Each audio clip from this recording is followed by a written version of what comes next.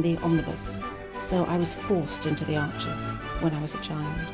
And look, it's come back to bite me later on. I'm awash with the stuff.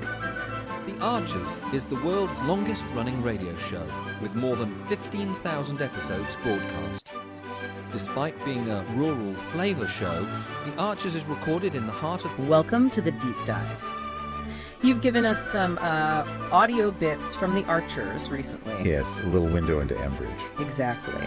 And our job today really is to get stuck into these conversations, these moments, and see what's really going on with the characters, the community. See what themes are bubbling up. Right. And there's quite a mix, isn't there? We've got some pretty deep personal stuff, a bit of shopkeeping chaos. Yeah, classic Susan. And a community project that takes a bit of an unexpected turn. It's a great slice of life, really. You get these big, weighty questions bumping up against, everyday problems and village activities. Let's try and pull out what's key. Where should we start? Maybe with Justin and Lillian. Yes, that conversation. Because they had a big plan, didn't they? Something involving getting away. They did. A cruise, wasn't it?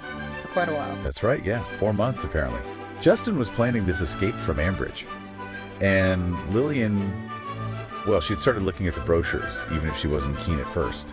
She seemed to be warming up to it, actually, calling it a potential trip of a lifetime. Exactly. Sounded like they were finally on the same page. But then, bang! Justin just pulls the plug. He suddenly decided no cruise, staying put. Complete U-turn. Yeah. And his reasons. Oh, they're quite something. He talks about this sudden feeling, like an epiphany, that he needs to... We're going with life, with living. That's the phrase he uses. Right, and that Ambridge needs him. Or, Alice specifically. Yes, he mentions Alice. Lillian sounds a bit, shall we say, unconvinced by the whole epiphany angle. You can understand why, but he does list other things too, doesn't he? Oh yeah, it's not just Alice. It's the stables, the bull, and Tony. That's a big one. He seems genuinely worried about Tony underneath it all. Suggests he might not be fine. Yeah, he links it to how Tony dealt with things differently with their mother. It's quite revealing.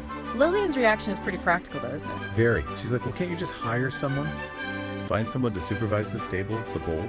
And her point about the cruise, surely that's living life, a 4-month adventure together. That's what she says. It is very much living life. So she's challenging his logic, really. Which I think gets us to maybe the first sort of key thing from this bit. Yeah, I think so. That Justin's decision, this sudden change, it's not just about canceling a holiday. It's driven by something deeper, some kind of internal shift about his priorities, his presence there. And that shift seems tied up with some quite heavy feelings. Anxiety, maybe? Definitely. There's a real sense of urgency when he talks. He says, we don't know how long we've got. He actually mentions ill health, doesn't he, for either one of us? He does, and confronts aging directly. We're not getting any younger. It's quite raw. And then he brings up Arthur and his wife. Ah, yes. That comparison, asking Lillian if they'd look after each other like that. He was clearly very struck by Arthur. Called him very impressive, said he's shown, with integrity. Which seems to trigger this feeling in Justin that he's, lacking. Yeah, that he's not doing anything like that to contribute, not doing anything important, anything that matters. Anything that makes a difference. It's a profound sense of dissatisfaction, isn't it? Tied to legacy, maybe? Purpose. It feels like it. Lillian suggests volunteering, maybe with Arthur's charity. She does. Points out there's loads it needs doing. Spoiled for choice, she says. But Justin's not sure, is that the right kind of thing for him? He seems a bit lost. He does. So the second insight, perhaps, is that this anxiety about getting older, about mortality, it's really pushing Justin to find some kind of tangible purpose. He feels he hasn't done something that matters yet. Right. So while Justin's wrestling with these big existential questions, life goes on rather chaotically down to the village shop. Oh, Susan's shop, Ben walks in, and it's just boxes everywhere. A few deliveries arrive all at once, apparently. Susan admits she might have gotten a bit too far in her enthusiasm. Carried away, I think she said, and you can see why. What hasn't she ordered? Well, there are hammers, mounts for the campers, presumably. A whole new DIY section. And the list of screws. Oh my goodness. Crosshead, wood, timber, plaster head, security screws. She's covered all the bases. Plus, she still can't find the dog biscuits amidst it all. It's brilliant, isn't it? That mix of ambition and, well, slightly overwhelming reality. Totally. The stockroom's full, can't get to anything. Classic small business growing pains, maybe. Ben helps out, though, earns himself a sandwich. Good lad. Yeah, Susan's very grateful. Apparently Azra suggested some of this stuff. But Susan took the bull by the horns and just ordered the lot. And now has to store it before Joy's shift on Saturday. Though she does mention she might send some back if it doesn't sell. And then Joy turns up, sees the state of it, followed by Accra. Who just wanted a newspaper. But then he spots the screw list. He's actually impressed. He is. And then, inevitably, he needs a mallet. Which Susan insists she does have. Somewhere.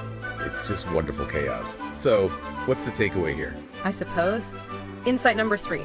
Susan's shop is a perfect example of that small business energy, where great ideas and enthusiasm can sometimes, crash straight into logistical hurdles. It's messy, but sort of alive. Productive chaos. Something like that.